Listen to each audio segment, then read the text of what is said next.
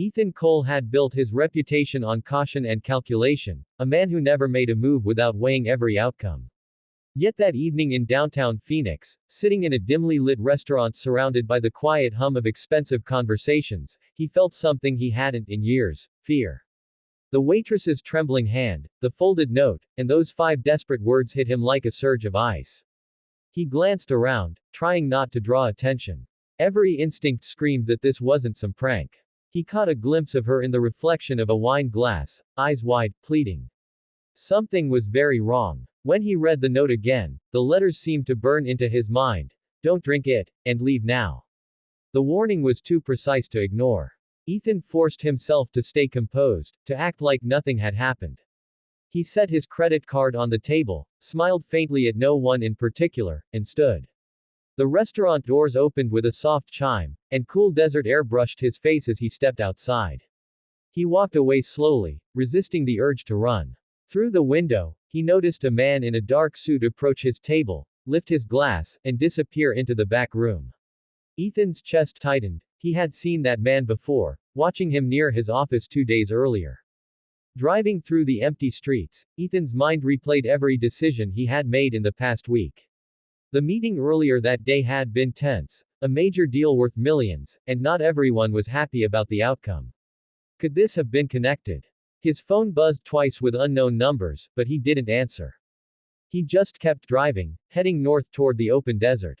The city lights faded behind him, replaced by the endless stretch of highway and the whisper of wind through the cracks of his car window. By the time he stopped at a roadside motel, exhaustion hit him like a wave. He sat in the car, gripping the steering wheel, realizing how close he might have come to disaster. Somewhere in that restaurant, someone had planned something irreversible. Yet amid the confusion, one thought stood out clearly. Whoever that waitress was, she had just saved his life. And deep down, Ethan knew, this was far from over. 4 days after the strange warning at the restaurant, Ethan found himself driving through the quiet backroads near the White Mountain Apache Reservation.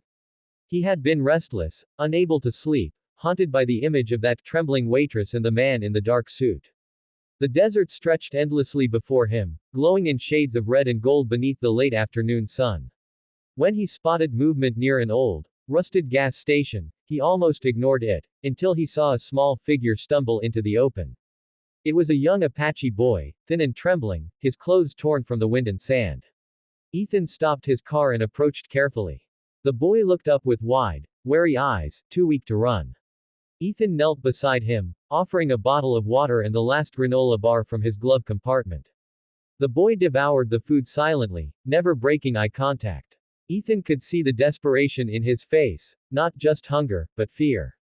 He lifted the child gently into the car and drove toward the nearest tribal center, miles away through winding desert roads.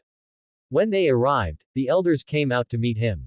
They thanked him for saving one of their own, but as they took the boy inside, one elderly woman paused. Her eyes searched Ethan's face with quiet intensity. "You were meant to find him," she whispered. The words sent a chill down his spine. 4 days later, Ethan returned home to Scottsdale, still thinking about that encounter. That evening, just as the sun dipped behind the mountains, there was a knock at his door. Standing outside were 3 Apache women dressed in traditional attire, holding woven baskets and handmade jewelry. They introduced themselves softly, explaining that the boy had told them about the man who saved him.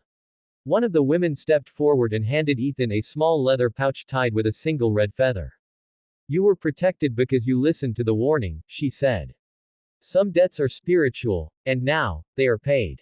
Ethan accepted the pouch with trembling hands, sensing the weight of something beyond logic or luck. From that night on, he often wondered if fate itself had intervened, connecting a desperate waitress, a frightened child, and a man who almost lost everything, through a prophecy whispered long before his time.